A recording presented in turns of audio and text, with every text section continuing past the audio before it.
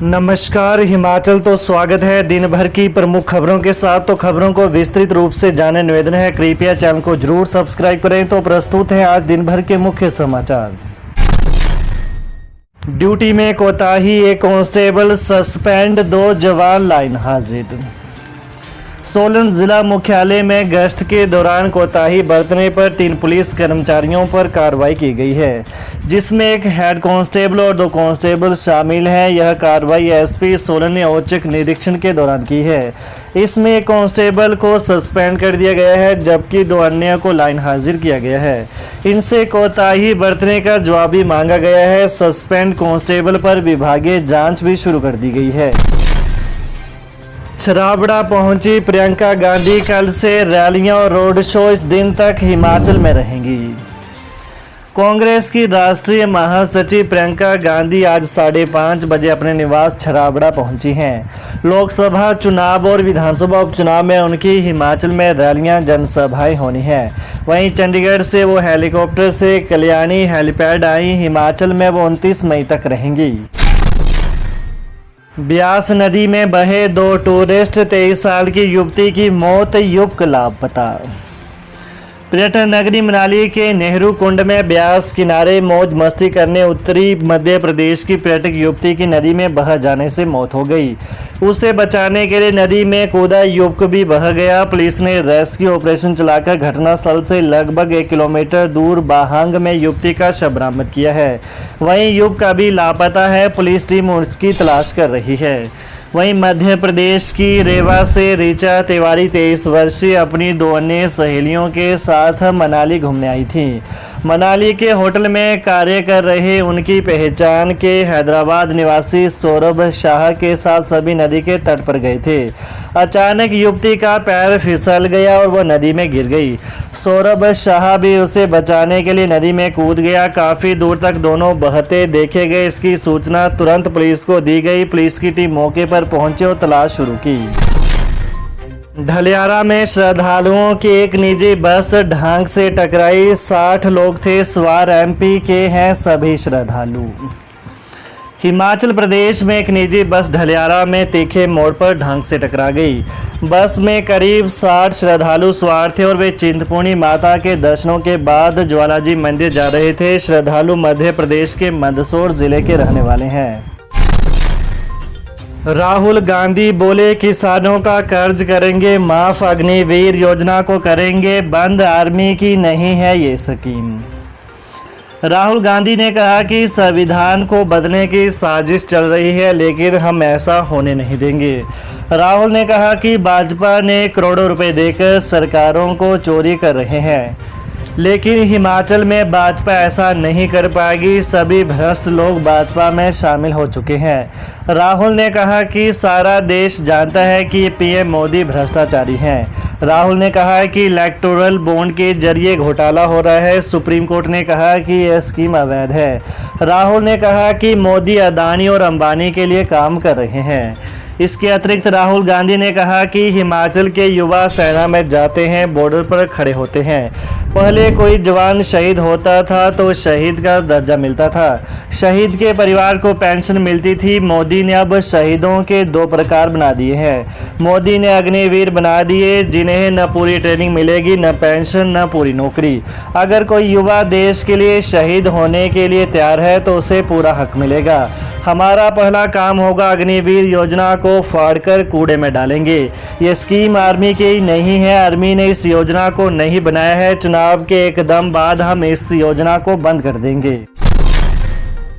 मुख्यमंत्री सुक्खू बोले, जो वोट से नहीं ले पाए वो नोट के दम पर हथियाना चाहते थे सत्ता।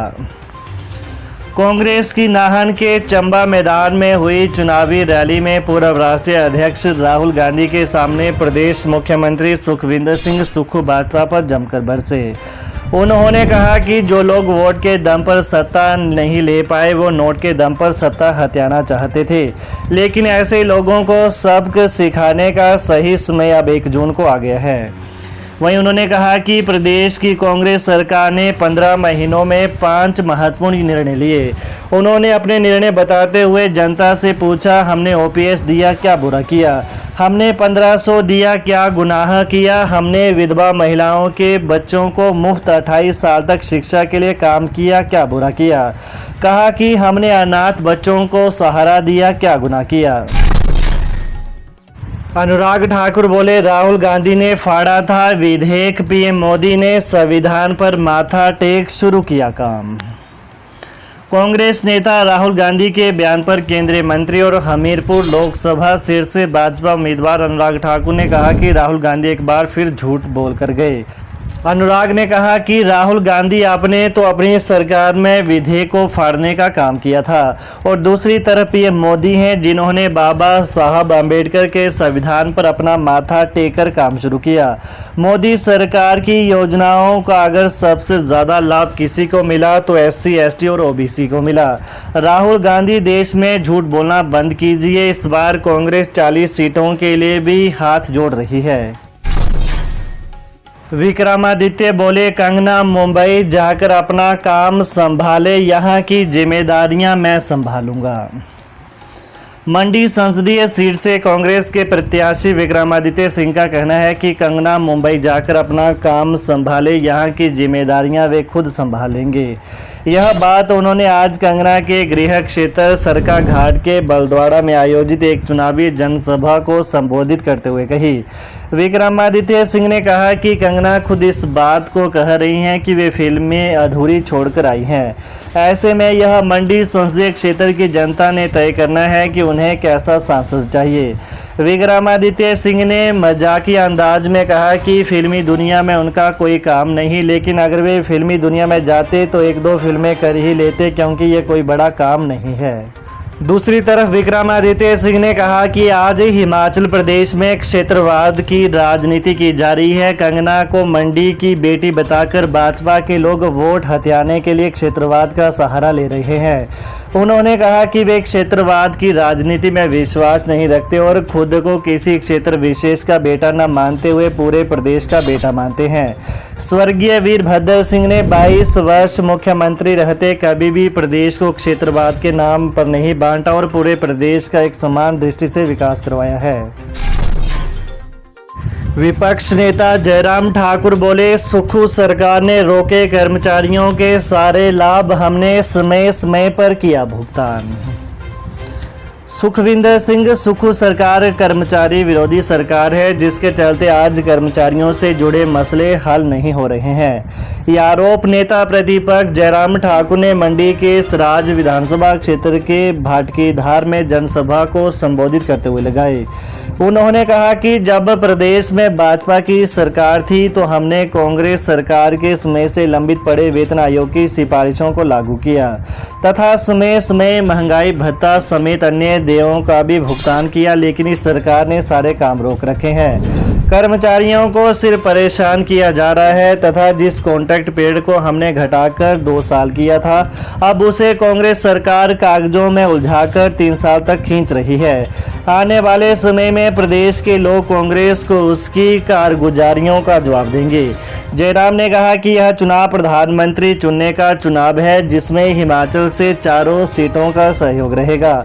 कहा 5 चरणों के चुनाव में प्रधानमंत्री नरेंद्र मोदी बहुमत से आगे निकल गए हैं और अब आपके सहयोग से हम 400 पार के लक्ष्य के लिए लड़ रहे हैं। तो ये रही दिन भर की प्रमुख खबरों का विश्लेषण। तो प्रदेश की ताज़ा खबरों को जानने के लिए कृपया चैनल को अभी सब्सक्राइब करें। धन्यवाद।